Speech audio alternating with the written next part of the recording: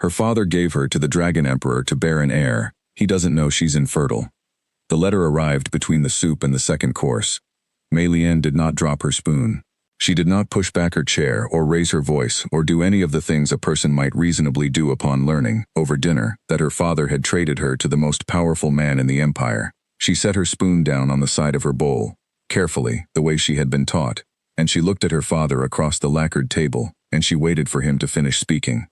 Lord Kai was a man who had always believed that the shape of a sentence could soften any truth.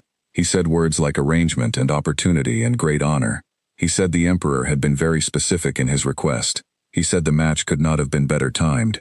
He reached for his wine and he held it and he did not drink it, because some part of him, the part that still remembered his daughter as a girl who had once brought him flowers from the East Garden, knew exactly what kind of man he had become tonight. Mei Lian picked up her napkin from her lap. She folded it in half, then in half again, then one more time, until it was a small, hard square that had no business being folded further, and she folded it one more time anyway. "When do I leave?" she asked. Lord Kai blinked. He had prepared for tears. He had prepared for argument. He had not prepared for the flat, quiet efficiency of a woman who had spent 23 years learning to make herself smaller so that people like him would not notice the full size of her. 3 days, he said. She nodded. She placed the folded napkin beside her bowl. She picked up her spoon again. They finished dinner. That was the thing about Mei Lian that most people mistook for calmness. It was not calmness. It was a skill she had built out of necessity. The way a person builds a wall not because they like walls but because there are things on the other side of them that cannot be allowed through. She had been building this particular wall since she was 17 years old, the year a doctor had come to their house and examined her after a long fever, and used a word in the hallway, one word, said quietly, to her father, through a door she should not have been standing behind, and that word had become the foundation of everything she had built since. The word was barren. She had never heard her father say it. He had walked back into the room after the doctor left, and he had told her she looked much better, and that she should rest. He had never spoken of the examination again. He had never spoken of the doctor again. He had, over the following years, quietly adjusted his expectations of her future, in ways that she could see but was never permitted to address. The way you can see a bruise forming under the skin but no one will acknowledge that anything hit you. He had stopped mentioning marriage. He had stopped discussing her future the way he discussed her brother's futures, with plans and projections and careful investments of social capital.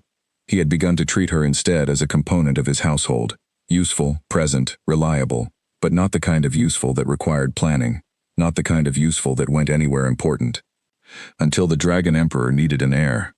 Mei Lian lay in her bed that night with her eyes open and her hands flat on the quilt, and she did the mathematics of her situation with the same steady attention she gave everything. The Emperor required a child. Her father had sold her on the assumption that she could provide one. She could not provide one.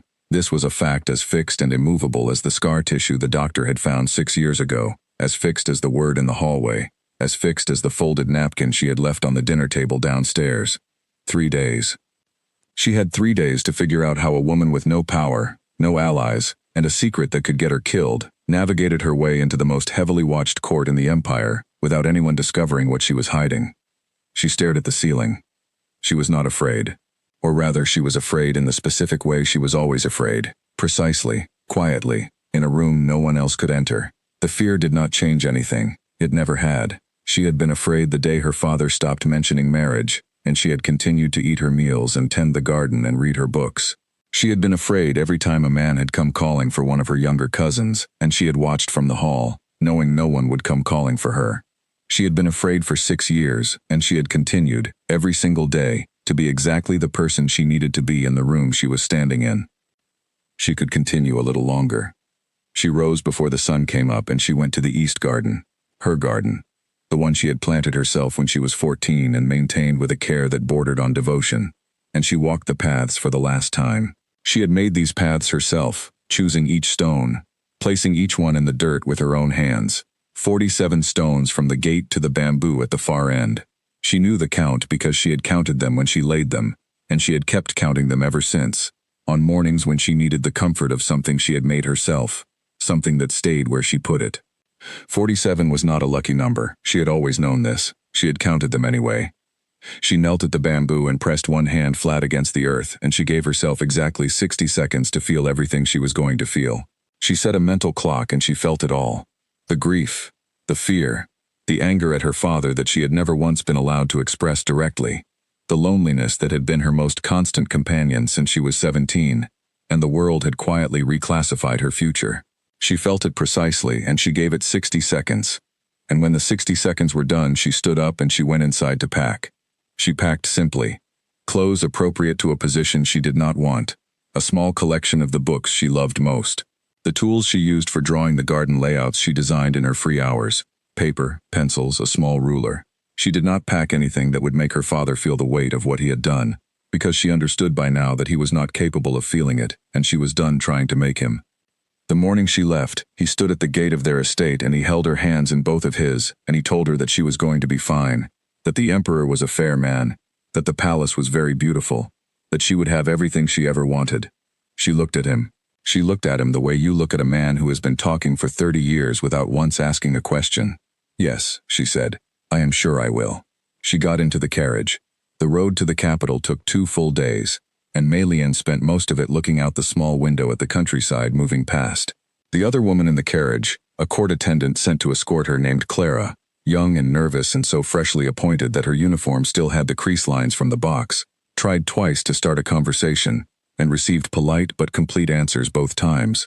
Clara eventually decided that the new imperial consort was either very serene or very strange, and settled into silence. Mei-Lian was grateful. She needed the silence to think. The problem was not unfixable. This was the first thing she told herself. Problems that looked like walls were often, on closer examination, problems that looked like walls. The important thing was to approach them with patience and without panic, and to not, under any circumstances, allow someone else to define the available options.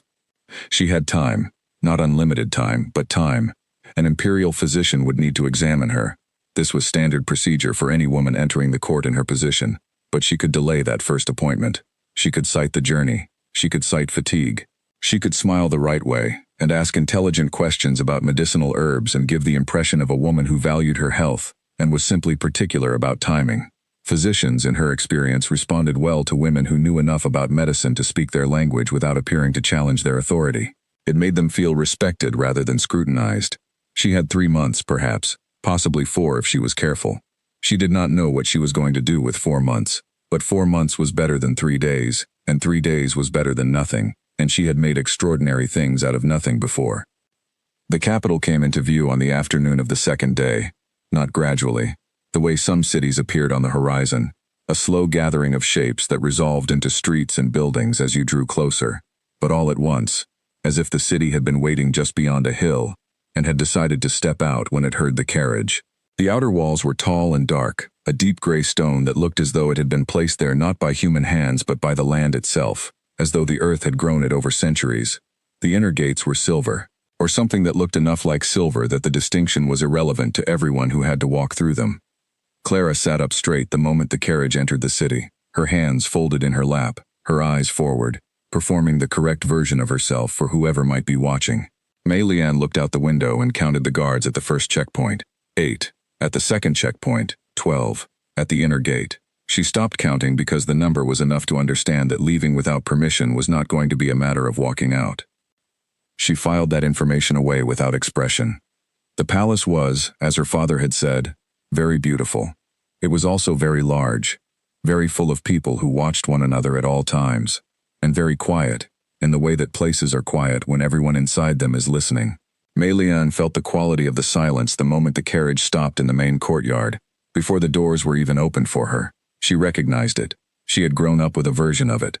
She stepped out of the carriage and stood straight and looked at the palace.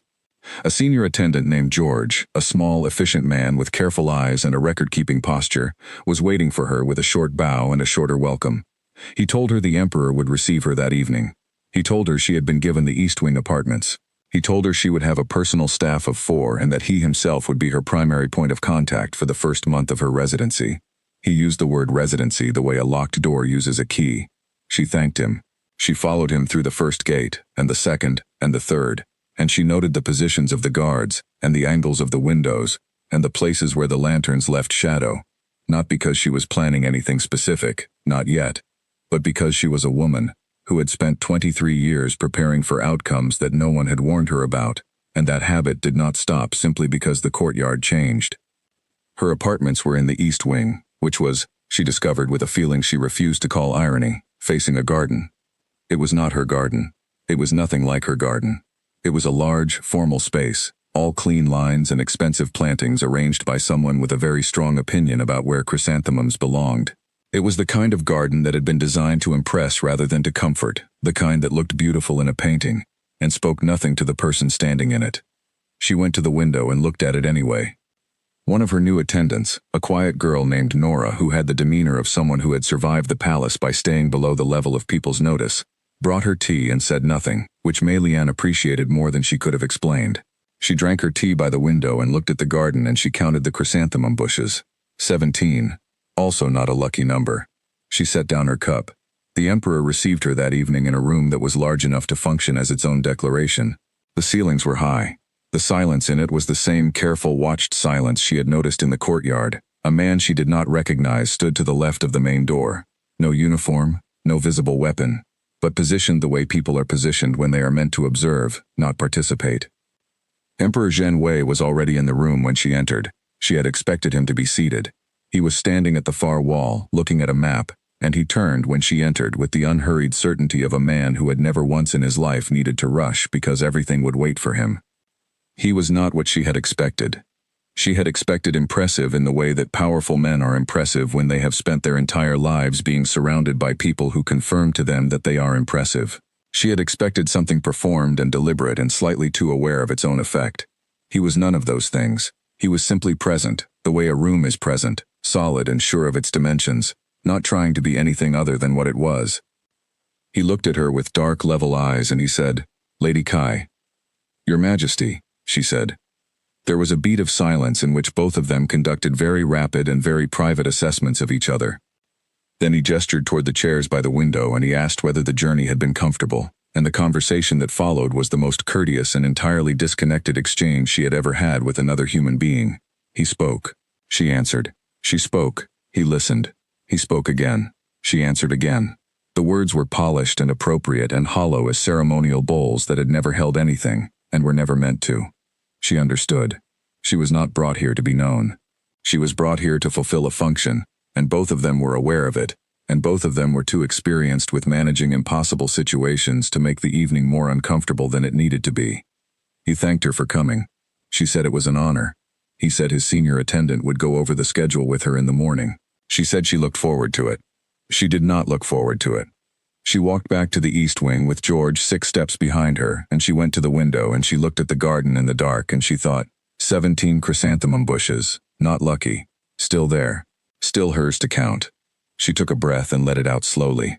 Tomorrow the schedule would arrive. On the schedule would be the physician's appointment, in whatever careful language they used for things that were not permitted to be frightening. She would need to find a reason to postpone it. She would need to find reasons that were plausible and not frequent enough to alarm anyone. She would need to be charming about it, which was the most exhausting kind of charming, the kind where you were charming in service of your own survival, and no one in the room knew that was what was happening. She was very good at that kind of charming. She had been practicing it for 6 years. She pressed one hand flat against the cool glass of the window, and she looked at the garden, and she made herself a promise that she kept in the same private room, where she kept everything else that mattered. She was not going to let anyone else decide what happened to her. Not her father, who had decided without asking, not the emperor, who had agreed without meeting her, not the physician, who would come with his clipboard and his careful language and his professional certainty. She had 3 months, possibly 4. She was going to use every single day of it. Outside the window, the garden sat in the dark, 17 chrysanthemum bushes arranged by someone else's idea of beauty, and Mei-Lian looked at them for a long time before she finally turned away from the glass, picked up her unread book from the table beside the bed, and sat down to read until she was tired enough to sleep. She was not tired for a very long time. The schedule arrived the next morning before Mei-Lian had finished her first cup of tea. It came with George, who slid it across the table in the way that people slide things when they are used to having them received without question. He stood at a respectful distance and explained, in the pleasant, precise tone of a man who had delivered difficult information so many times that the delivery no longer required effort, that the schedule had been arranged with her comfort in mind, that everything on it was standard, that any question she had could be directed to him. She looked at the schedule. It was a piece of paper that described her life in time blocks. She read it the way she read things she intended to manage, from the bottom up, because the things people put at the bottom of documents were usually the things they were hoping you would not notice until it was too late to object. Physician's examination, standard intake consultation. She was to present herself to the Imperial Medical Chambers on the 4th morning of her residency. The appointment had already been made. It was not phrased as a question. She set the paper down beside her teacup. "Is there a garden access at this hour?" she asked. George looked slightly surprised, which was, she suspected, not an expression he showed often. "The East Garden is available to you at any hour, Lady Kai." "Wonderful," she said. "I would like to walk before breakfast, if that is acceptable." It was acceptable. She had known it would be acceptable. She had not asked about the garden because she particularly wanted to be in it at that moment. She had asked because answering his most important piece of information with a question about flowers was an extremely effective method of indicating that the information had been received but was not, from her perspective, the main event. George left. She finished her tea. Then she stood and went to the window and looked at the 17 chrysanthemum bushes in the pale morning light, and she thought about the physician's appointment the way a chess player thinks about a piece that is 3 moves away from being a problem. The 4th morning, she had 3 days. The first thing she needed was a cough. Not a real cough. A real cough would bring the physician to her, which was worse than going to the physician, because it gave her no control over the timing. What she needed was the suggestion of a cough, the kind that a careful, health-conscious woman might mention in passing, while also mentioning that she preferred to wait until she felt her full strength before undertaking any sort of examination. She needed it to seem like concern for accurate results, not avoidance. She also needed to know what the physician was like. She found this out in the same way she found out most things she needed to know in the palace, through Nora, the quiet attendant who had the remarkable quality of being both completely trustworthy and completely overlooked by everyone around her. Nora was the kind of person who could stand in a corner during a conversation and afterward tell you everything that had been said, and who had said it, and what their hands had been doing while they said it. "The physician's name is Dr. Owen," Nora told her that afternoon, in the mild, informational tone of a woman relaying facts rather than opinions. "He has been in the Imperial service for 11 years. He is thorough. He is also very proud of his work, and does not respond well to being second-guessed." Melian noted that. Proud men with thorough methods and thin patience for challenges were actually much easier to manage than modest men who listened carefully. Proud men could be handled with deference. You complimented the precision of their process, and expressed complete faith in their expertise, and asked very small, careful questions that made them feel more expert rather than less. And most of them would, without realizing it, allow you to redirect the pace of things. "Is he married?" she asked. Nora looked at her. "To his work," she said, after a short pause. "They say he takes longer with patients he finds interesting." Interesting, Melian thought. Not complicated, not difficult. Interesting. She filed that away. The cough materialized on the 2nd morning, just at the edge of convincing. She mentioned it to George, very briefly, in the context of thanking him for the tea that had been left in her rooms. She said she was sure it was simply the change in air after the journey. She said she was confident she would be at her best by the following week. She said she did not wish to present herself for examination at less than full strength, as she was sure Dr. Owen's findings would be most accurate when she was in full health. George's expression did not change. "I will let Dr. Owen know," he said. The appointment moved to the 8th morning. 4 days gained. She had known it would not be the full week she had suggested. That would have been pushing past what the situation would accept. But 4 days was something. 4 days was her feet on the ground a little longer before the fall. She spent those 4 days constructing the version of herself that the palace needed to see. This was not dishonesty. This was a skill she had spent years developing, and she thought of it the way she thought of the garden, as something that required constant tending, that could not be left alone or it would go to weeds, that had to be built intentionally and revisited every day. The version of herself she was constructing was not false. It was real. It was simply particular. She was the emperor's consort who was well-read and calm, and genuinely interested in the palace gardens, and who asked intelligent questions about medicinal herbs, and who was learning the names and functions of every person in her wing, because she found people interesting, and not, absolutely not, because she was mapping every relationship in the building that could one day be useful to her. She walked the East Garden every morning. She walked it at dawn, before most of the palace was fully awake, when the light was low and the air still had the cool edge of night in it. She walked it for the same reason she had walked her father's garden, because the path was known to her, Because the count was reliable. Because 17 chrysanthemum bushes were always exactly 17 chrysanthemum bushes, and there was a comfort in that, in things that stayed where you put them. She was on her 5th morning walk when the Emperor appeared. She had not known he used the garden. That was the first thing she thought, and she thought it with the composed attention she gave all information, useful, filed, acted upon in the appropriate moment. She did not startle. She continued on the path, walking at the same measured pace, and she allowed him to notice her first, because that was the correct move in a situation where you had no decided advantage, and needed to let the other person set the terms of the encounter. He was standing at the far end of the garden, near a stand of bamboo that she had not noticed before, and he was looking at the sky the way a person looks at something they have looked at many times without ever fully resolving what they feel about it. He turned when she reached the midpoint of the path. They stood at a distance that was neither close nor far, the kind of distance two people land on when neither of them has deliberately chosen it. "Lady Kai," he said. "Your Majesty," she said. There was the same beat of silence that had been present in the receiving room, except that out here, in the early morning with the light still finding its angle, and the chrysanthemums doing exactly what chrysanthemums do regardless of the importance of the people standing near them, the silence had a different quality. It was not the performed silence of a formal room. It was just quiet. "You are up early," he said. "I prefer mornings," she said, "before the day has decided what it is." He was quiet for a moment. Then he said, "These are white plum chrysanthemums. The East variety. They are extremely difficult to grow this far from the coast." She looked at them. She had known what they were, had known since the 3rd morning, but she had not mentioned it, because she had not been certain whether displaying that knowledge would be welcome. "They must have a very skilled gardener," she said. "Several," he said. "They are more trouble than they are worth, according to the head groundskeeper." A pause. "I kept them anyway." She looked at the chrysanthemums and thought about the 47 stones in her father's garden, the path she had built herself in the dirt, the things she had kept tending even when nothing in her circumstances required that she tend it, even when everything around it was telling her to let it go. "I understand that," she said. He looked at her then, not the assessing look of the receiving room, not the political evaluation she had been subject to every moment since the carriage had pulled through the silver gates. He looked at her the way a person looks at a statement that has arrived from an unexpected direction. He did not say anything else.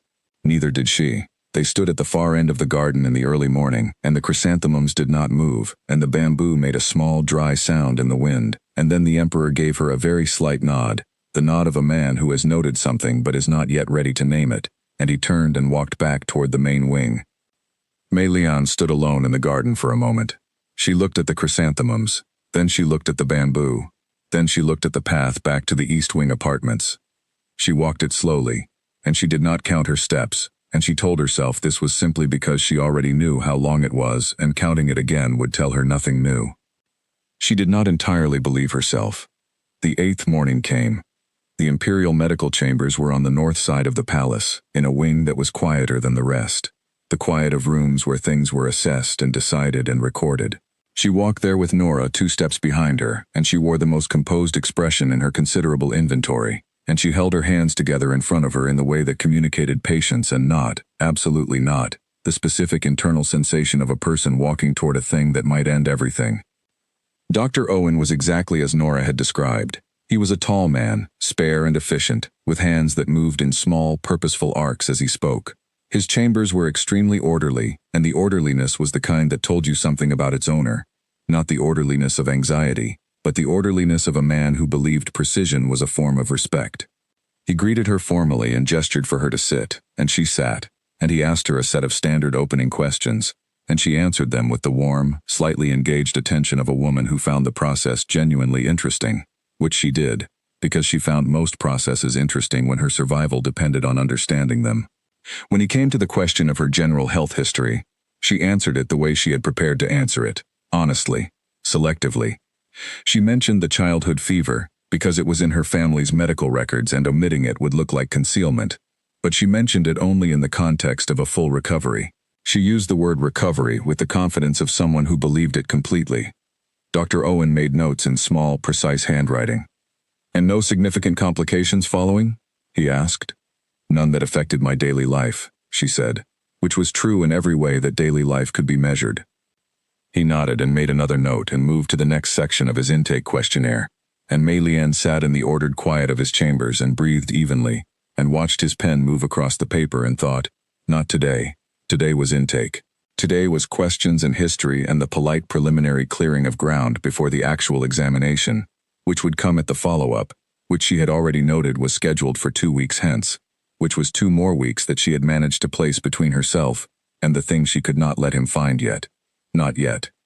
When she left the medical chambers, she stopped at the top of the corridor and she pressed one hand flat against the stone wall, cool and solid and completely indifferent, and she held it there for exactly 60 seconds.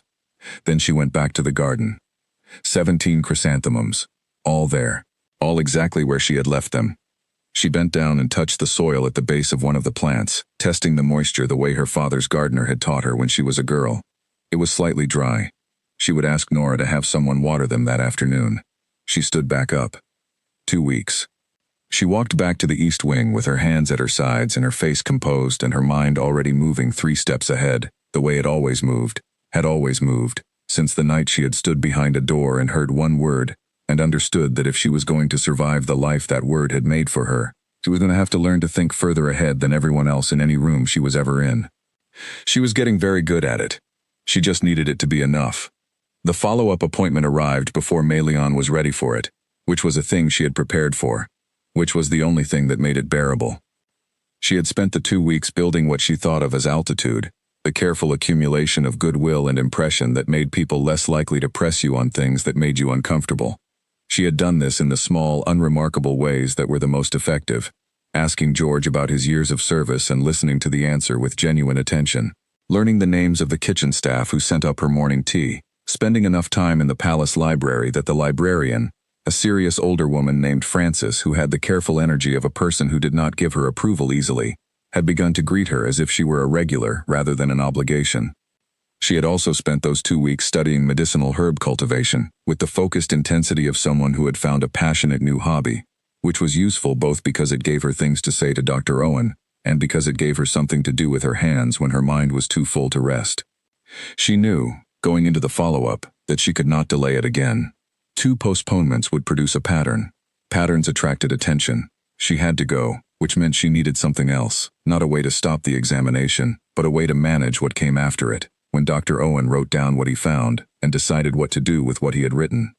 She was still working on that problem when she crossed the courtyard toward the medical chambers, and she was going over her options for the 4th time in as many hours, which was not a good sign, because she had learned that when you were reviewing your options for the 4th time, you had either missed something or the options you had were genuinely not enough. When she rounded the corner near the north fountain and stopped, the Emperor was standing in the courtyard. He was not alone. He was in conversation with 2 advisors, standing in the easy, settled way of a man who is comfortable with the space around him, and he was listening to whatever one of the advisors was saying with the specific expression of someone who has already decided something, but is allowing the other person to finish out of courtesy. He glanced up when she rounded the corner. She inclined her head. He returned the gesture. The exchange lasted perhaps 2 seconds. She continued to the medical chambers. But for those 2 seconds she had been visible to him, and she was aware of it, and the awareness of it was something she filed without examining too closely. The way she filed the morning in the garden when he had said, "I understand that," and she had understood. In that particular way she understood things when she was not trying to understand them, that he had actually heard her. Dr. Owen was expecting her. He was at his desk when she arrived, her file already open, his pen already in hand. He greeted her with the brisk warmth of a man who was pleased to see a patient he found, in some professional sense, interesting. She settled herself in the chair across from his desk and she looked at him with her full, composed attention. And she was ready. The examination was thorough. Dr. Owen was, as advertised, very good at his work. He moved through it with the careful efficiency of a man who found precision satisfying rather than tedious. He explained what he was doing as he did it, which she noticed and appreciated because it was rare, the habit of explanation. Most physicians assumed their process did not require narration, which was a habit of people who were accustomed to having their authority accepted without question. She answered everything he asked. She was cooperative and engaged. She asked 2 questions about the instruments he was using, intelligent questions, the kind that suggested genuine curiosity rather than deflection, and Dr. Owen answered them with the slight heightening of attention that she had hoped for, the shift in a proud man's posture when he realizes the person in front of him is worth explaining things to. Then he was quiet for a long moment. She looked at the wall. There was a botanical chart on the wall. Herbs, labeled in small, precise script. She had read it in the first examination. She read it again. Ginseng, licorice root, saffron, things used for different kinds of healing, different kinds of hope. Lady Kai, Dr. Owen said. Yes, she said. He set down his pen. He did it the careful way, the way a person sets something down when they are about to say a thing that requires both hands to be free. The scarring I am observing is consistent with a significant childhood fever, he said. It is old, well established. She looked at him. Her face was a surface, calm and clear, and underneath it, there was a sound like something falling from a very great height, a sound she had first heard when she was 17 years old standing behind a door, and she had learned to hear it and keep her face exactly as it was. I see, she said. The implications for the Emperor's requirement, he said, and then paused, and she could see him arranging language, the way physicians arranged language, when the words they needed were the ones that could end a woman's position, her safety, her carefully constructed life. I will need to document my findings. Of course, she said. These findings will go into my report, he said, which will be reviewed by the Senior Advisory Council. She looked at the botanical chart. Ginseng, licorice root, saffron. How long do I have? She asked. She asked it the way she asked everything. Calmly, specifically, as if the answer were simply information she needed in order to plan. Dr. Owen looked at her. Something in his expression shifted, not pity, she was grateful for that. It was something else. The specific expression of a man who has just realized that the woman in front of him has known this information for years and has been carrying it entirely alone. The report goes to the council at the end of the month, he said. That is the standard timeline. She had perhaps 3 weeks. She picked up her bag from the floor beside the chair. She stood. She thanked him for his time and his care, which she meant, because she was a person who meant what she said even when what she was saying was expensive. She walked out of the medical chambers and down the corridor and through the courtyard and back to the east wing, and she went to the window, and she looked at the garden. 17 chrysanthemum bushes, all there. She counted them 4 times. Then she sat down at her desk and she took out a piece of paper and a pencil, and she began to write. Not a plan, not yet. Something more preliminary than a plan, a map of everything she knew. The council's timeline, the report, the structure of the advisory process, the names of the people who sat on that council, their known interests, their documented histories, the shape of the room she was walking into. She wrote it all down in small, clear handwriting, and she looked at it and she added more, and she looked at it again. She had 3 weeks. 3 weeks was not nothing. She had made extraordinary things out of less. But as she sat there in the East Wing apartment with the garden outside the window and the chart of what she knew spread out on the desk in front of her, she felt, for the first time since the carriage had pulled out of her father's gate, not the specific, manageable fear she was used to, the kind she could fold into a napkin and set aside, but something wider and harder to contain. Because she had been planning and delaying and managing since the day she arrived, and she was very good at all of it, but the thing she had not planned for, the thing that sat at the edge of her chart like a piece that did not belong to the same game, was the conversation in the garden, and the chrysanthemums, and the way he had said I understand that, and the way 2 seconds of being seen from across a courtyard had felt like something she needed to account for in her calculations. She did not know what to do with that. She folded the map in half, then in half again. Then she picked up her pencil, and she turned to a fresh piece of paper and she wrote, at the top, in her small, clear hand, what I have not planned for. She looked at the blank space below it for a long time. Then she began to write. The morning walks continued.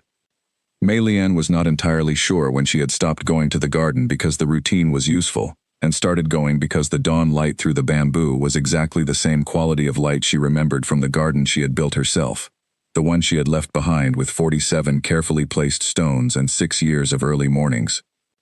She was fairly certain it had happened on the 6th day. She did not examine this too closely. What she did examine, carefully and deliberately, was the Emperor. Not in an open way. Nothing she did was open, or at least nothing she allowed to be visible was open. She examined him the way she examined everything she needed to understand, through accumulation, small pieces gathered over time, held up to the light and sorted into the categories that helped her see the larger shape. She watched him in the 2 official dinners they shared that week, noting the way he listened to his senior advisors, with full attention but without the performance of full attention, the difference being that men who performed listening tended to nod at regular intervals regardless of what was being said, while men who actually listened went still. He went still. She watched him in the 2 encounters they had at the garden, which had become, without either of them formally deciding this, something close to a shared space. The second encounter was shorter than the first. He appeared at the far end of the path when she was already halfway through her walk, and they covered the remaining distance in the same direction, which meant they were walking side by side for the first time, and Mei-Lian noticed that he shortened his stride to match hers without drawing attention to the adjustment. She noticed. She did not say so. He asked about her reading, which surprised her. She had not thought her library habits had been remarked upon. She told him she had been studying the properties of herbs used in high-altitude cultivation. He looked at her with the expression she was beginning to identify as his particular expression for things that landed slightly sideways from where he had expected them. High-altitude cultivation, he repeated. I find it interesting, she said, the way a plant adapts to conditions that should prevent its survival. There is a pragmatism to it that I respect. He was quiet for a moment, then, you are describing the plant. She looked at the chrysanthemums. I am describing the plant, she agreed. He did not press it, which was another thing she noted, that he understood where the edge of a statement was and did not push past it. This was extremely rare in her experience, and she filed it with the rest of the things she was accumulating about him. The third encounter happened at dawn on a morning when the sky had the particular quality of a sky about to become something else.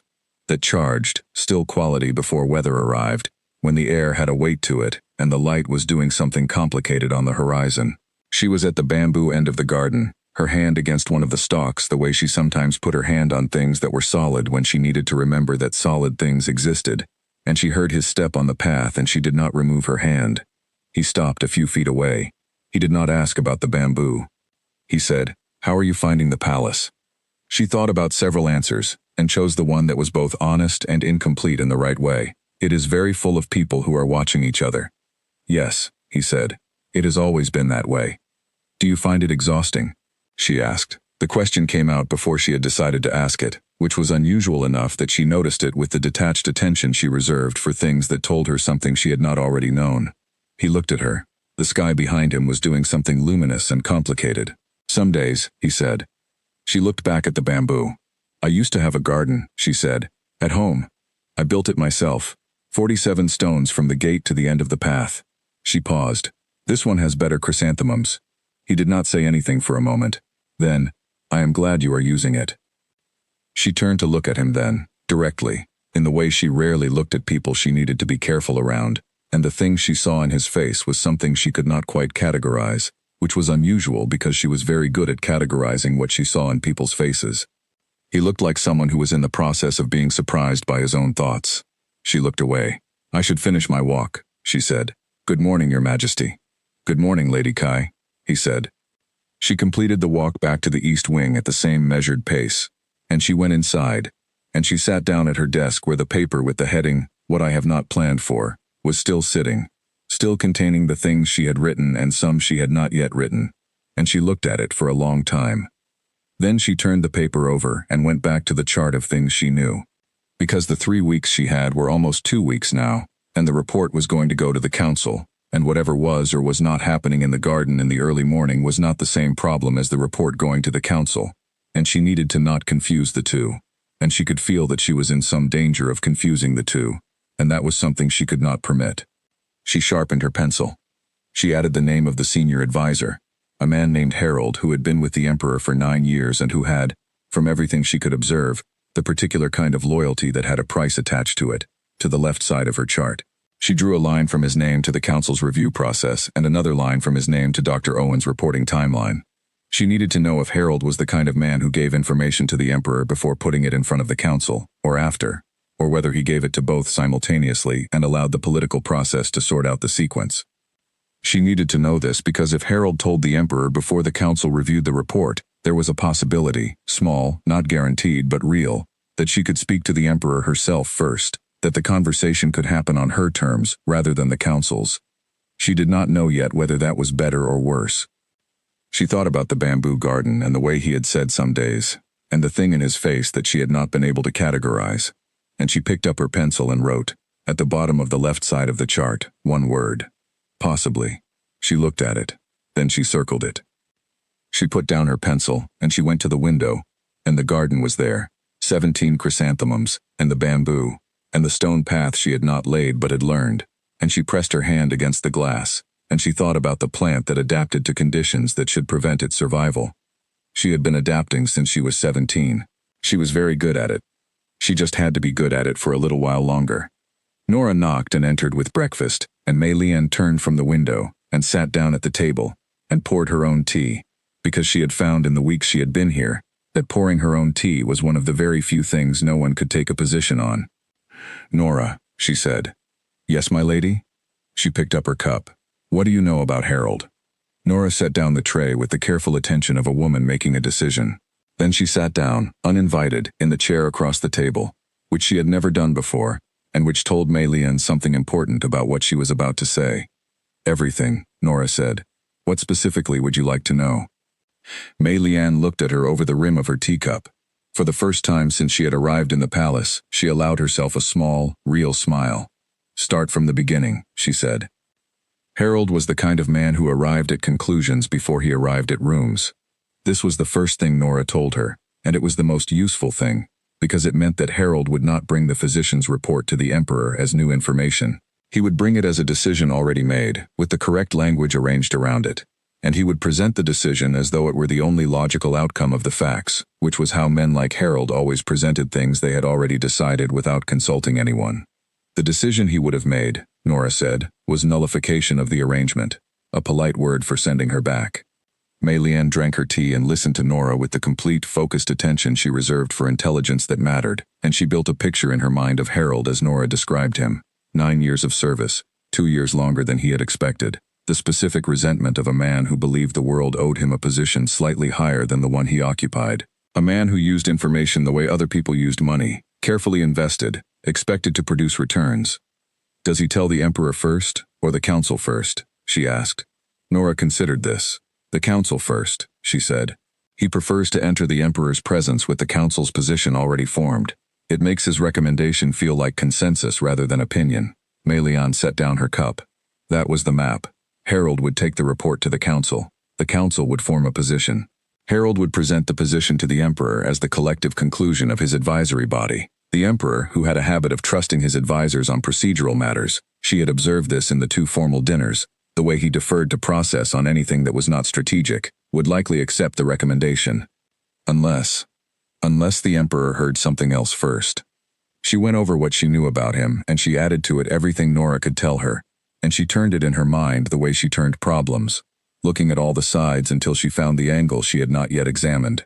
He was not a man who accepted things simply because they were presented to him. She had seen that in the dinner conversations. But he was also not a man who acted impulsively, or who prioritized personal sentiment over political reality.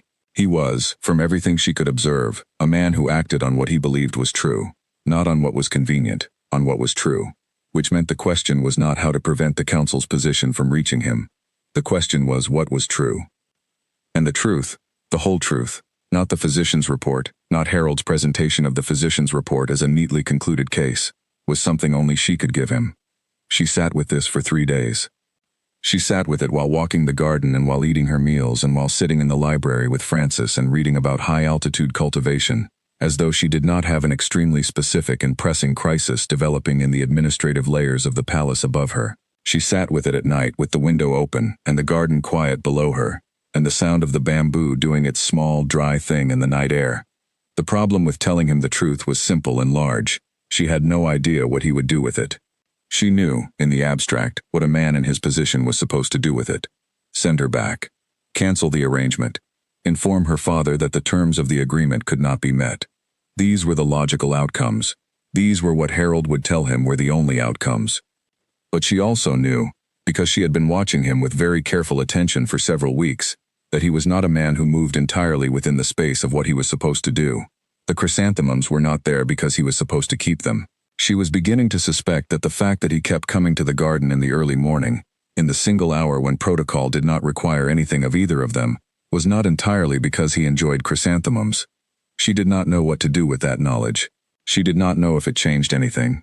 She was sitting at her desk on the 11th evening, the chart spread out in front of her, and the turned-over page at the edge of the desk and the window open and the garden dark below, when there was a knock at the outer door. She folded the chart. Then she said, "Come in." It was George, which was unusual. George did not typically appear in the evenings.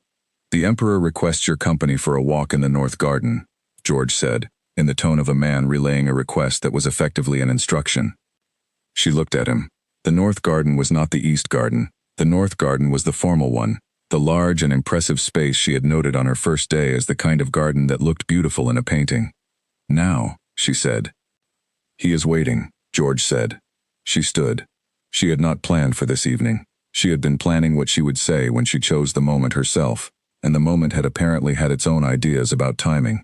She followed George through the inner corridor, and the second passage, and the gate into the North Garden, and the Emperor was there, standing at the center of the formal path, not at the chrysanthemum end or the bamboo end, but at the center, which felt, in the kind of way that things felt before you had language for them, like a deliberate choice.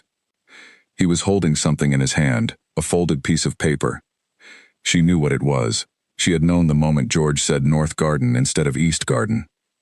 The physician had filed his preliminary notes. Harold had moved faster than she had calculated, which meant either her calculation of Harold had been slightly off, or Harold had reasons for moving faster that she had not yet identified. Both were useful information.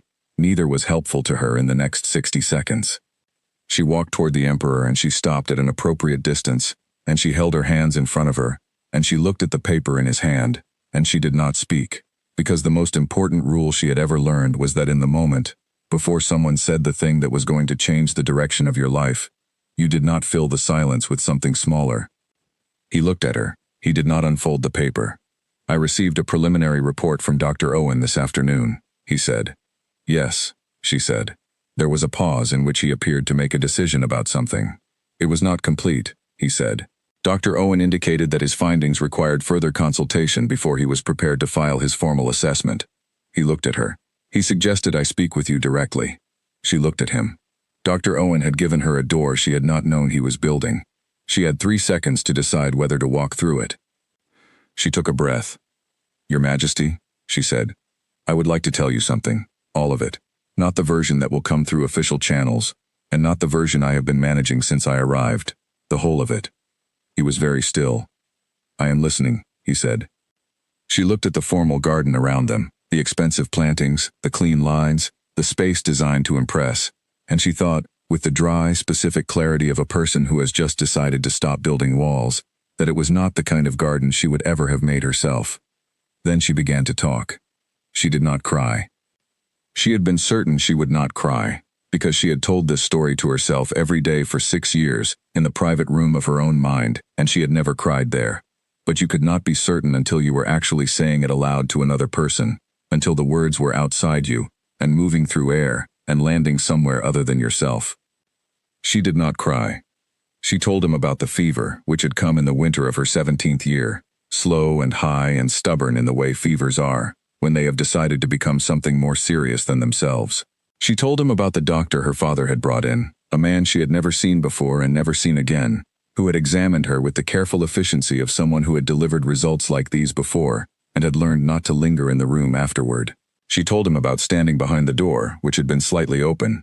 She had opened it herself, 1 inch, because she was 17 and she understood that the conversations adults had just outside her door were sometimes about her, and she had decided she had a right to know. She told him the word. She said it quietly, as she always said it when she was alone with it, as information, as a fact, as the specific word a doctor had used in a hallway 6 years ago, that had permanently reclassified the shape of her future.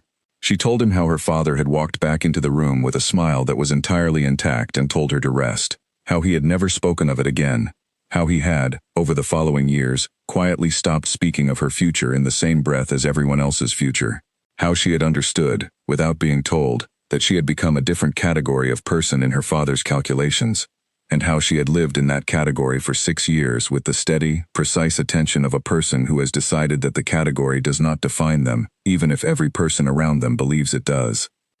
The Emperor listened. He was very still, not the stillness of a man waiting for something to end so he could respond, but the genuine stillness of a person who was hearing something and holding it with their full attention. She had described this quality to herself before, in the charts she kept, and now she was on the other side of it, and she understood that it was rarer than she had known. This quality of being listened to by someone who had decided that the sound of you mattered. She told him the rest of it. The carriage, the schedule, the physician's appointment she had managed, and the follow-up she had not been able to avoid, and the 3 weeks she had calculated, and the chart she had made at her desk in the East Wing with the heading, "What I have not planned for," sitting at the edge of it, turned over, face down. She told him almost everything. She did not tell him about the morning garden encounters or the way he had said "I understand that" or the turned-over page. Some things she was not ready to map yet. When she had finished, there was a silence. Not the courtroom silence of formal meetings, not the managed quiet of people performing conversation, just the actual silence that exists between two people after something true has been said. He looked at the paper in his hand. Then he walked to the lantern at the edge of the garden path. The garden lantern, old brass, with the kind of warm light that had been burning in this garden probably longer than either of them had been alive. He held the paper to the flame. She watched it curl. The paper caught and burned, and he held it until the last of it was gone, and then he turned back toward her, and she was looking at him with the steady, clear attention of a woman who had just handed someone her most protected piece of information, and was now waiting to find out what he was going to do with the place she had made for it. "The council does not need to know," he said. She looked at him, not with relief. It was too early for relief, and she was too careful a person to feel relief before she understood the terms of something. She looked at him with the specific attention of someone who needed to understand the shape of what had just been offered. "That is politically reckless," she said. "Yes," he said. "Harold will not accept it." "Harold," he said, "is not the one making the decision." She held his gaze for a long moment. "Why?" she asked. She had not intended to ask it. She had a rule about asking why. It was the kind of question that gave away more than it received, the kind that told the person you were asking that the why mattered to you, which was information about where you could be reached. She asked it anyway. He was quiet for the length of time that a man takes when he is going to say something honest about himself, which is longer than the time it takes to say something practiced. "Because," he said, "you told me the truth when you did not have to." She looked at the ashes in the lantern tray. "I did have to," she said. "No," he said. "You had 3 more weeks of options. You chose this one." She had no response for this, that she was willing to say aloud. She looked at the ash and she thought about the chart and the turned-over page and the 47 stones and the 17 chrysanthemums, and the way she had been counting things since she arrived here because counting was the way she stayed inside herself when everything outside her was uncertain. "I would like to return to my apartments," she said. "Of course," he said. She inclined her head. He returned it. She turned and walked back toward the East Wing, and she went to the garden window, and she looked at the chrysanthemums in the dark. 17, all there. She counted them twice. Then she sat down and she picked up the turned-over page and she turned it over, and she looked at the heading and the things she had written below it, and she read it through once, slowly, and when she had finished reading she took the pencil and she crossed out the heading and she wrote a new one. "What I did not plan for." Past tense. She looked at it for a while. Then she set it down, and she turned off the light, and she sat for a long time in the dark with the window open, and the sound of the garden coming in quiet and steady, and she thought about the word reckless, and the way he had said it, not as a criticism, and not as a worry, but simply as a fact he had named and accepted in the same moment. The way you name a thing, when you have already decided it, is not going to stop you. She thought about the chrysanthemums that were more trouble than they were worth, that he had kept anyway. She sat in the dark for a long time. When she finally lay down to sleep, she felt something she had not felt since the dinner table with the napkin and the soup and her father's voice arranging her life around her, something that was the opposite of that feeling. She did not have a word for it. She was fairly certain she would find one eventually. She closed her eyes and the garden outside was quiet, and 17 chrysanthemum bushes were in exactly the places she had counted them, and she slept. The day after the Emperor burned the physician's report, nothing changed. This was the part Mei Lian had not calculated. She had spent so much of her preparation on the moment itself, the garden, the lantern, the paper, the things she had said and the thing he had done, that she had not extended her thinking far enough past it, and the morning after it had happened she woke up in the East Wing, and looked at the garden and understood that the paper was gone but the problem was not. The problem had changed shape, but it had not disappeared. Dr. Owen still had his notes. His preliminary report was gone, but the examination had taken place, and Dr. Owen was a thorough man, and thorough men did not carry information only in paper. He carried it in his head, and in the draft of the formal assessment he had not yet filed, and in the ledger she did not yet know about, that would be 3 months from now. Harold still knew that a preliminary report had been requested. He may not have seen its contents. She was not yet sure how far the document had traveled before it was handed to the Emperor, But Harold was not a man who forgot that he had filed a request, or that the results of that request had not been returned to him through normal channels. And the council still existed. The council would continue to exist. The council was expecting a formal report from Dr. Owen by the end of the month, and the end of the month had not moved, simply because a lantern had done its work. She folded the turned-over page and put it in the drawer. She had 3 weeks that were now almost 2 weeks, and the ground had shifted, but she was still standing on it. She had breakfast. She went to the garden. She counted the chrysanthemums. Then she went to see Francis in the library. Francis was shelving when she arrived, moving through the stacks with the precise economy of a woman who had lived in this library long enough to know it the way Mei Lian knew the 47-stone path. By feel, by repetition, by the specific comfort of a place that stayed where you left it. The records of the Imperial Council, Mei Lian said, when she had settled at her usual table, with her usual book open in front of her. How far back do they go? Francis set a book on the shelf with a small sound. To the founding of the Second Dynasty, she said, without turning around. Why? I am interested in precedent, Mei Lian said. Specifically cases in which an imperial arrangement was modified by the emperor without council approval. Francis turned around. She looked at Mei Lian with the specific expression of a woman who had been surrounded by books long enough to recognize when a person was doing real research versus when a person was finding the history that supported what they already needed to be true. First cabinet, 3rd year of the 4th emperor, Francis said. Northeast reading room, 3rd shelf, bound in red. Don't take it out of the room. Mei Lian found the record. She read it in the northeast reading room with the afternoon light coming through the high window, and the palace quiet around her. And what she found was this. The 4th emperor had, in the 3rd year of his reign, modified 3 separate arrangements made by the council, on the basis of what the record called personal judgment in matters of state significance. The council had objected. The 4th emperor had overruled the objection. The record noted, in the careful neutrality of official documentation, that the council's role in such matters was advisory, and that final authority rested with the emperor, and that this authority, while rarely exercised against the council's position, was constitutionally established, and could not be removed without a formal revision of imperial law. She set the record down on the table. Harold would know this. Harold was a man who knew every piece of the legal architecture of the court. He would have to have maintained his position for 9 years. He would know the constitutional provision. He would also know that invoking it directly would be politically expensive, the kind of expense that lingered and accumulated interest. But he would also know that it existed, which meant that Harold's move, if the emperor maintained his position, would not be to challenge the emperor. Harold was too careful for that. Harold's move would be to use the report itself, to make the report public in a way that forced the question back into the open, that made it a matter of record rather than a matter of imperial discretion. She needed to close that door before Harold found it. She went back to the east wing and she thought about what she knew and what she could do with it, and she was at the window looking at the garden when Nora knocked. Lady Kai, Nora said, the emperor has sent a message. She turned. Nora was holding a sealed note. She opened it. The note was brief. His handwriting was what she expected from a man who wrote the way he listened, clearly without waste. He said that he had spoken with George about restructuring her morning schedule to include a formal consultation role on the palace grounds, specifically the renovation of the North Garden, which had been needing attention for 2 years, and which the palace had not found a satisfactory person to oversee. There was nothing else in the note. No explanation, no reference to the garden or the lantern, just the new arrangement, offered as a fact. She read it twice. Then she understood. He was giving her a role.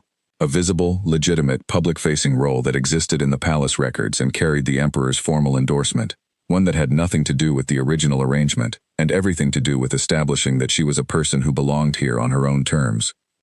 It would not close all the doors. But it would make Harold's move considerably more complicated, because dismissing a person who had no formal role was politically simple, and dismissing a person with an emperor-endorsed position was considerably less so. She sat down at her desk. She picked up her pencil. She wrote a very short reply. Your Majesty, I would be honored. I have some thoughts on the chrysanthemum placement. She sealed it and gave it to Nora and went back to the window. Outside, the garden was doing what gardens do, quietly, patiently, in the specific way of things that have decided to stay put despite the conditions around them. The chrysanthemums were in their places. The bamboo was in its place. The path that someone else had made was in its place. She thought about the North Garden and what she would do with it. She had ideas. Not Harold ideas, not council ideas, Not ideas built to satisfy anyone's expectation of what an imperial consort was supposed to contribute to the palace. Her own ideas, the kind she had been developing for years in the east garden of her father's estate, the kind she had never been asked for and had never stopped having. She pulled a clean sheet of paper from the desk drawer. She began to draw. Not a chart, not a plan of escape or a map of problems or a strategic document. A garden. Her garden. The kind she would have made if someone had handed her the north courtyard and the tools and the time and said, make something. She drew for 2 hours. The light changed around her. Nora brought tea and removed it again, untouched and cold, and brought fresh tea and that went cold too. And Mei-Lian did not notice, because she was inside the drawing the way she was always inside things that were fully hers. When she finished, she sat back and looked at it. It was good. Not good in a careful, managed way. Good in the way things are good when you stop trying to be appropriate and simply make the thing that is in you to make. She folded it carefully. Then she added it to the note for the Emperor, and she resealed the envelope, and she gave it to Nora, and she went back to her desk and picked up the pencil again, and this time she turned to the turned-over page. She was going to need to tell him the rest. Not tonight, not yet, but soon. The part she had left out. The part that was not about the physician or the report or the council or Herald. She looked at the heading. What I did not plan for. Below it she added one line. That I was going to need someone to know all of it. She looked at it for a while. Then she set the pencil down, and she went to bed, and she did not lie awake this time, not for very long, because the garden was outside the window and the chrysanthemums were there and the drawing was on the desk and the note was sent. And for the first time since the dinner table and the folded napkin and the carriage and the palace and all the miles of careful management between then and now, she felt something that was not the specific quiet of a woman holding herself together. She felt, very quietly, like herself. It was enough, for tonight. She closed her eyes. Lord Kai arrived at the palace on a morning when the chrysanthemums were at their best. Mei-Lian knew he was coming before George announced it, because she had learned by this point to read the particular quality of changed air that preceded complications. The palace had a small, specific tenseness to it that morning, a collective heightening of attention in the staff that was not quite nervousness and not quite excitement but somewhere between the two, the way a room feels when something is about to be different. George told her at breakfast. Her father would arrive at midday. The Emperor had agreed to a formal reception. She would be expected to attend. She set down her teacup. She looked at the garden. Then she said, "Thank you, George," and she went to the east garden and she walked the path 3 full times, which was 2 more than usual, and which was the clearest possible signal to anyone who might have been watching that she was managing something large and preferred to do it in motion. She had known this day was coming. She had always known her father would come to the palace, because Lord Kai was not a man who made investments and then left them unsupervised. He would come to assess, to confirm that the arrangement was producing what he had traded her to produce, to stand in a room with the Emperor and receive whatever invisible returns he believed the transaction entitled him to. She had simply not known it would be this soon. She walked the path and she thought about what she knew of her father, which was more than he believed she knew, because he had always slightly underestimated her, which was the one quality in him that had, over the years, served her better than almost anything else.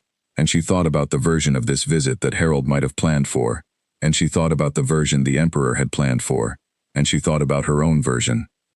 She had a version. She walked back to her apartments and she dressed with the specific care of a woman who was not dressing to impress her father, but to be entirely, unmistakably herself within his view, which was a different thing and required a different kind of attention. She chose colors she liked. She wore her hair the way she wore it in the garden, not the elaborate arrangement that had been prepared for her arrival at the palace.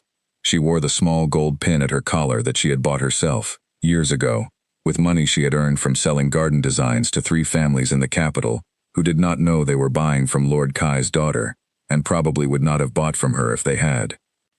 She looked at herself in the mirror. She looked like Mei-Lian. That was what she had been aiming for. The reception was in the formal hall, which was large and very deliberate in its largeness, the kind of room that exists to remind visitors of their scale relative to the thing receiving them. Lord Kai entered it with 2 of his household officials and the particular posture of a man who had been rehearsing his arrival, chest forward, pace measured, eyes making a quick inventory of everything in the room in the 2 seconds before he arranged his expression into something appropriate. His eyes found Mei-Lian. Something moved in his face that was over in less than a second. She was not certain what it was. She had spent her entire life trying to read her father's face and she was still not certain, and she had made her peace with this years ago. Some things were not decodable, not because there was nothing there, but because the person had learned to keep the inside of themselves entirely private, and she recognized this in her father, because she had learned the same skill from living with him. He crossed the room and he took her hands in both of his and he held them, and he told her she looked well and that the palace suited her and that he was very glad to see her. She looked at him. She looked at him with the full, clear attention she had never entirely been able to turn off when it came to him, even when she had wanted to. "I am glad to see you too," she said. She meant it in the specific way you mean things when there is a subterranean layer of something much more complicated that you have decided is not appropriate for the current room.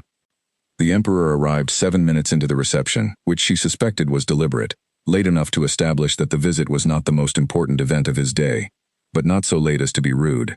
He greeted Lord Kai with the courteous efficiency of a man who had mastered the art of being hospitable without being warm. Lord Kai responded with the enthusiasm of a man who was performing gratitude for an audience. Mei Lian watched both of them and she thought, they do not like each other. She had not expected that. She had expected the emperor to be neutral toward her father, the way you are neutral toward someone who has provided you with something useful. Not warm, but not cold. But what she saw was cooler than neutral. The emperor's courtesy with her father had a different quality than his courtesy in other formal situations. It was present, it was complete, and it left absolutely no room for anything else. She stored this carefully. The formal reception moved through its required stages. Wine was poured. Conversation moved through the appropriate topics. Lord Kai mentioned the beauty of the palace. The emperor thanked him. Lord Kai mentioned the honor of the arrangement. The emperor agreed that it had been well structured. Lord Kai glanced at Mei Lian, and the glance contained a question he was not going to ask in this room, and she looked back at him with her face entirely clear. Afterwards, when the reception had moved to the corridor and the household officials had been absorbed into conversation with George, her father appeared at her side. "You seem settled," he said. "I am finding my way," she said. "The emperor seems—" He paused, searching for a word. "Attentive." She looked at her father, and she thought about all the versions of this conversation she had prepared. The careful ones and the strategic ones, the ones that were designed to deflect, and she picked the ones she had not planned. "Father," she said, "I am going to be all right here." He looked at her. She had not said it for his comfort. She had said it as information, as the most compressed version of the truth she could give him in this corridor, in this palace, with Harold 40 feet away and the emperor just beyond the next door. She had been barren for 6 years, and she had survived every version of what that word had done to her life. And she was standing in the most powerful palace in the empire, in a dress she had chosen herself, and a pin she had bought with her own money, and she was going to be all right. Lord Kai looked at her for a long moment. Then he said, "I never doubted it." She wanted to say a great many things. She said, "Good morning, father," and she turned and walked back into the formal hall. She did not look behind her. She found the emperor near the window with a cup of wine he was not drinking. He glanced at her when she approached. She stood beside him, and she looked out the window at the north garden. Her project now, the one that was currently half redesigned in pencil sketches on her desk, and neither of them said anything for a moment. Then she said, "He knows something is different. He just doesn't know what." "What did you tell him?" the emperor asked. "That I was going to be all right." He was quiet. Then, "Is that true?" She looked at the north garden. The chrysanthemums were in the wrong places. She had very specific plans for the chrysanthemums. "I am working on it," she said. He made a sound that was not quite a laugh, but was in the same neighborhood. She looked at him. He was looking at the garden. "The design you sent," he said, "for the north courtyard." "Yes?" "The chrysanthemum placement," he said. "You moved them to the bamboo end. They need shade in the afternoon," she said. "Where they are now, they get too much direct light. It's why they look slightly faded." He looked at her. She looked back. "I notice things," she said, which was the most accurate and least complete thing she had said to another person in several years. "Yes," he said. "I have observed that." They stood at the window for a little while longer, her father's carriage waiting in the outer court, and Harold somewhere in the corridor doing his efficient, careful accounting of every interaction in the room, and the garden outside doing what gardens do, and Mei Lian thought, "I told him I was going to be all right." She had been telling herself versions of that for 6 years. For the first time, standing at a window in a palace she had not chosen, in a life she had not planned, counting chrysanthemums in a garden she was making her own, she thought it might actually be true. Not yet, not completely, but the direction of it was true, and the direction was something she could work with. She was very good at working with something. Harold moved on a Tuesday. Mei-Lian had not expected Tuesday. She had been watching him carefully for 2 weeks, with the specific attention of someone who had put Harold at the center of the left side of her chart and drawn lines out from his name in every direction that mattered, and the direction she had been watching most closely was the one that led to Dr. Owen. Dr. Owen had a second ledger. Nora had told her about the ledger 3 days after the garden and the lantern, which meant Nora had been holding that information and had waited to give it to her until it was clear that Mei-Lian was going to need it, which told her something important about Nora that she added to the right side of her chart where she kept the people she trusted. Dr. Owen kept the ledger in the medical chambers, in the locked cabinet on the north wall, and it contained his field notes, not the formal reports, but the raw observations, the things he wrote in his own hand before they became official language. She could not get to the ledger herself, she knew this. She also knew that Harold could get to the ledger, because Harold had been in the Imperial service for 9 years and had cultivated, in those 9 years, the specific access that comes from being the kind of person who is always in the right room for the right conversation. She had been waiting for him to use it. He moved on Tuesday. She knew because George was different at breakfast on Tuesday morning. Not wrong, not distressed, but different in the way that George was different when he had received information he was not certain how to handle. He was fractionally more formal. His eyes moved to her twice while he was giving her the morning schedule, and twice while he was leaving, both times from the corner, the way you check something you are not supposed to be checking. She ate her breakfast with perfect calm and she thought, Harold has the ledger. She went to the library. Frances was at her desk when Mei-Lian arrived, which was usual, but what was not usual was the expression on her face. Tight, precise, the expression of a woman who knows something she has not yet decided what to do with. The council has called a special session, Frances said, without looking up from the document she was annotating. When? Mei-Lian asked. Tomorrow morning. She looked at the shelves. The northeast reading room, the third shelf, the book bound in red that she had read and returned, the provision about the Emperor's final authority, the political cost of invoking it directly. Harold had not gone to the Emperor. He had gone to the council, which meant he was not invoking the constitutional provision. He was trying to make it unnecessary by making the council's position so publicly established that the Emperor would have to oppose it openly rather than simply choosing not to act on a private recommendation. It was a smart move. She went back to the East Wing and she sat at her desk and she looked at the chart and she thought about it. The council session was tomorrow morning. If the council formalized a position tonight or early tomorrow, before the Emperor had heard from her, then the sequence Harold preferred would be established, and the Emperor would receive the information as a concluded matter rather than an open one. She picked up her pencil. She needed to speak to the Emperor tonight. This was not what she had planned. She had planned to have another week, to give herself more time to figure out what she was going to say about the part she had not yet said, the turned-over page, the things she had written and crossed out and written again. She had planned to find the right moment, the right words, the right version of what she was going to ask him to do and why. She did not have another week. She set down the pencil. She looked at the garden. 17 chrysanthemums, all there. She stood. She found Nora. I need to speak with the Emperor tonight, she said. Before dinner, if possible. Not through George. Through whoever the Emperor uses for private correspondence. Nora looked at her for a moment. Then she said, That would be the head steward, Mr. Reed. Can you reach him? I already know him, Nora said, which settled, once and for all, any remaining question Mei-Lian had about how deeply Nora's knowledge of this palace actually went. The reply came within the hour. The Emperor would see her in the library after supper. The library, not the garden or the formal room, she noted this. He was giving her a space associated with the thing she actually was, rather than the thing she had been sent here to be. She spent the afternoon not reviewing the chart. She had reviewed it enough.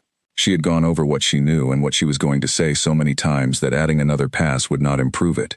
It would only make the edges more worn, the words more rehearsed, and she needed them unrehearsed, because what she was going to say tonight was not the kind of thing that benefited from rehearsal. She went to the garden instead. She walked the path. She touched the chrysanthemums. She stood at the bamboo and she put her hand flat against the stalk, the cool, dry surface of it, and she thought about the plant that adapted to conditions that should prevent its survival.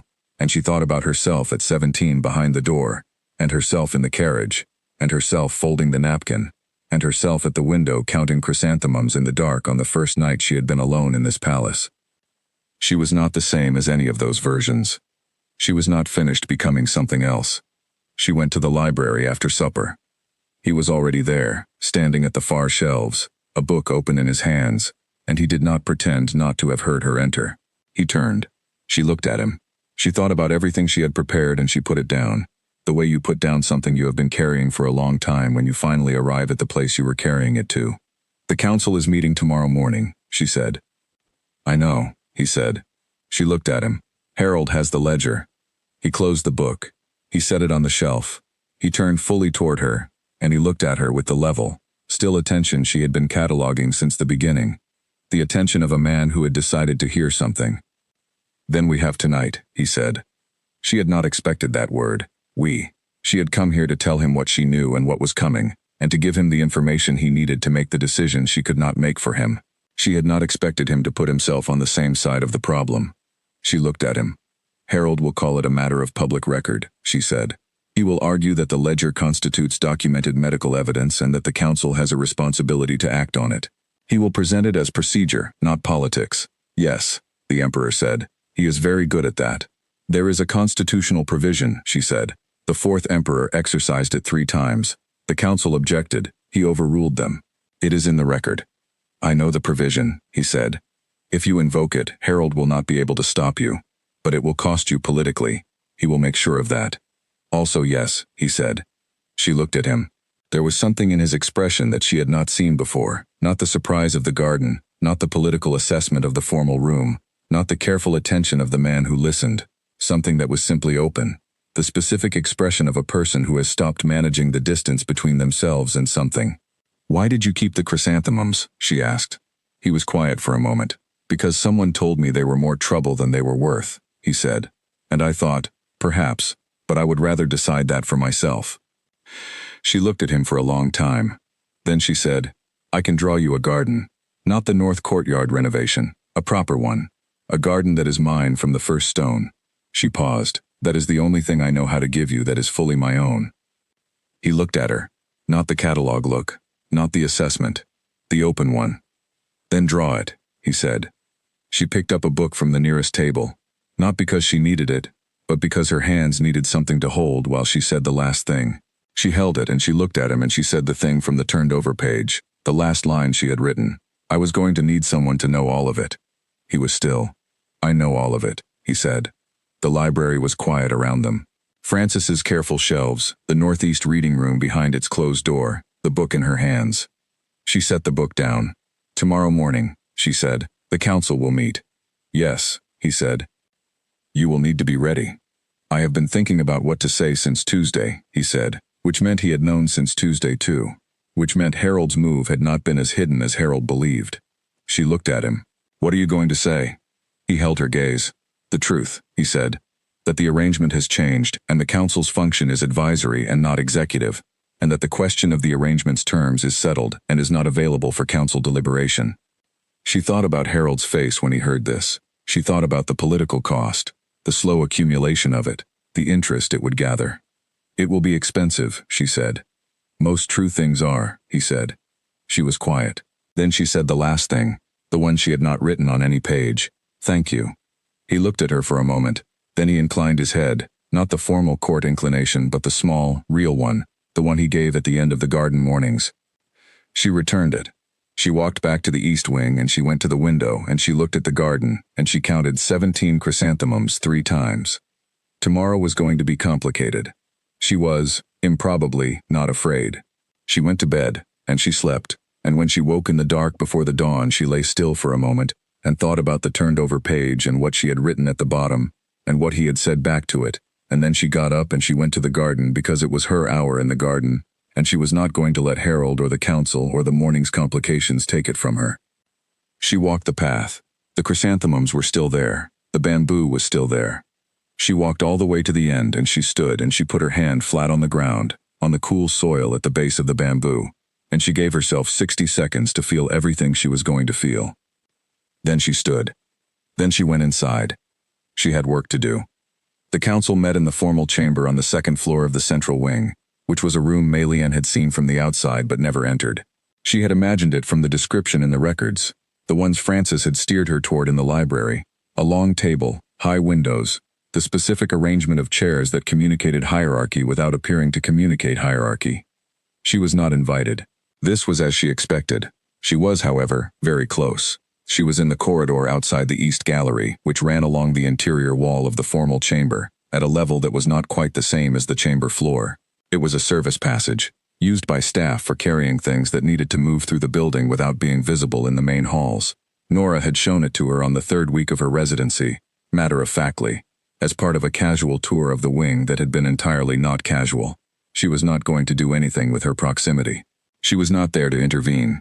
She was there because she was someone who needed to know what was happening in rooms she was not in, and because she had learned over the course of her life that the best position when you could not be present was to be as close to present as the situation permitted.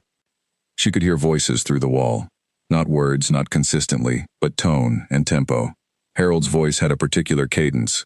Firm, measured, the cadence of a man who believed that certainty was a form of authority. She could hear it moving through what she assumed was the opening of his presentation. Organized, carefully sequenced. She pressed one hand flat against the wall. The wall was cool. She breathed. The voices shifted at some point. She could not tell how much time had passed because she had been very deliberately not watching the time, and the shift was the kind that came when someone unexpected had spoken. A new voice in the sequence, a different cadence, one she recognized. The Emperor. She could not hear what he was saying. She could hear the weight of it in the room, the specific quality of silence that surrounds a thing when the thing is being said by someone who has decided fully to say it. Harold's voice again, briefly. Shorter, the cadence of someone accommodating a thing they had not prepared to accommodate. Silence. Then something she felt more than heard, the kind of silence that is not empty but full, the way the silence after rain is full of what the rain has done to everything. She took her hand off the wall. She walked back through the service passage to the East Gallery and down the main stair and back to the East Wing, and she went to her apartments and she sat at her desk with the chart in front of her, and she crossed out the problem she had been working around for 6 weeks. Not neatly. She drew one straight line through it because it deserved a straight line and she was done being careful about it. She looked at what was left on the chart. The council, Harold, the political cost that was going to accumulate, the ledger that Dr. Owen still had, the original arrangement and the shape of what it had been and what it was becoming. These were not small things. These were things that would need ongoing management, careful and patient and long. This was not the end of the problem. This was the beginning of a different version of it, one she did not have a chart for yet, which meant she would need to build one. She turned to a fresh piece of paper.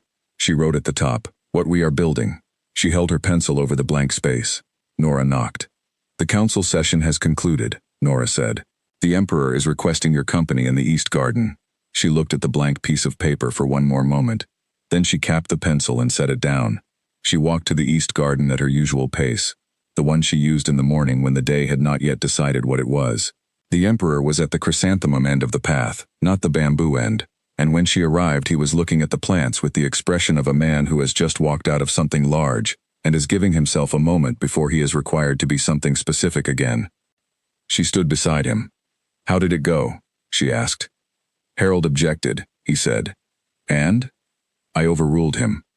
She looked at the chrysanthemums. "He will not accept it quietly." "No," the Emperor said. "He will not." A pause. "He also does not have the ledger anymore. I asked Dr. Owen to seal his field notes under an executive hold. This morning, before the session." She looked at him. He had moved on Tuesday too. He had moved on the same Tuesday she had moved. They had both, on Tuesday, made their separate preparations, without telling each other, which was interesting in the way that things were interesting when they told you something about a person without the person having to say it. "You did not tell me," she said. "You did not tell me about the corridor," he said. She was quiet. "The service passage in the East Gallery," she said. "Yes." She looked at the chrysanthemums. They were doing well. She had had them moved to the shade end of the bed 2 weeks ago, and the improvement was visible. Fuller, less faded, more fully themselves than they had been when she arrived. "I like to know what is happening," she said. "Yes," he said. "I have observed that." She turned to look at him. He was already looking at her. The open expression she had started to recognize, the one that had no management in it. "We are going to have to deal with Harold eventually," she said. "Yes. And the council's position, even if it is not formalized today, is going to need to be addressed." "Yes. And this," she gestured between them, the air between them that was different than it had been when she arrived. that was different than either of them had planned for. This is not going to be simple. No, he said, it is not.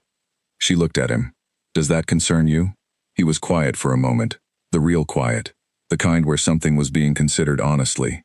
I have been concerned since the first garden morning, he said. It has not made me change anything. She thought about the chrysanthemums he had kept because he had decided to decide for himself. She thought about the paper burning in the lantern. She thought about the word we, and what it had felt like when it had arrived without warning in the library. I need to finish the north garden design, she said. I know, he said. I am putting the bamboo at the center, she said. Not at the end, it should anchor the whole thing. He looked at the bamboo at the far end of the east garden. The stalks caught the morning light in the way that they caught it every morning, steady and particular, and entirely sure of themselves. Yes, he said. It should. They stood together in the garden while the morning moved around them, and the council was somewhere behind them having a complicated and uncomfortable set of conversations about constitutional provisions and advisory roles and the shape of imperial authority. And Harold was somewhere doing the precise accounting of a man who had been overruled and had not finished with the subject, and Lord Kai was somewhere in the city, staying the night before his return journey, looking at the memory of his daughter's face and the unread message in it. All of that was behind them. In front of them was the garden, with its 17 chrysanthemum bushes in the shade where they belonged, and the bamboo at the far end that Mei Lian was going to put at the center of something new, and the path between them that was not hers but that she had learned, and was learning still. She thought about the drawing on her desk, the new one, the one that had both the bamboo and the chrysanthemums and 47 stones because she had decided she was allowed to have 47 stones even in a garden that was not her father's. She was going to build something here. Not the thing she had been sent to build, something else. She did not know all of its shape yet. She was beginning to see the structure of it, the directions it would go, the problems it would ask of her, the long, complicated, interesting work of making something real in a place that had not been expecting her to make something real. She was looking forward to it, which was a thing she had not expected to be able to say. Walk with me, she said. He fell into step beside her. She led him toward the bamboo, and she walked the path she had learned, and she felt the morning around them doing the thing mornings do when they are becoming something rather than deciding what they are. She had stopped counting the days since she arrived. She had not noticed when she stopped, but she had. She was counting other things now, the ways the light changed on the chrysanthemums at different hours, the number of steps from the bamboo to the new paper on her desk, the length of time between a question being asked and the right answer arriving. The answer did not always arrive on the schedule she preferred, but it arrived. She had stopped being afraid that it would not. She walked the path to its end, and the bamboo was there, and the morning was there, and the garden held them both without comment in the way that gardens hold things, quietly, consistently, without asking anything of you that you are not already willing to give. She touched one of the bamboo stalks. 47 stones in her father's garden, 17 chrysanthemums in this one, a page with a heading she had changed from future to past tense, a drawing of something she was building. She had been counting since she was 17. She thought she was ready, now, to count forward,